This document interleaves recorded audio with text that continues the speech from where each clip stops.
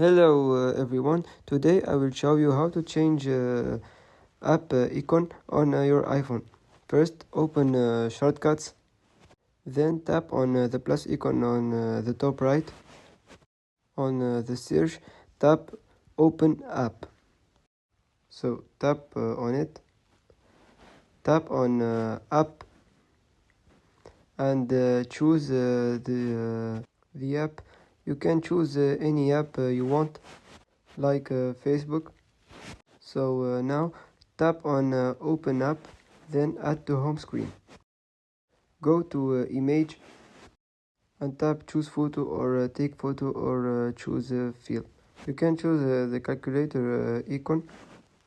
Tap choose, then tap on open app to change the name of the application, like that. Then tap add and that's it. Follow for more tutorials.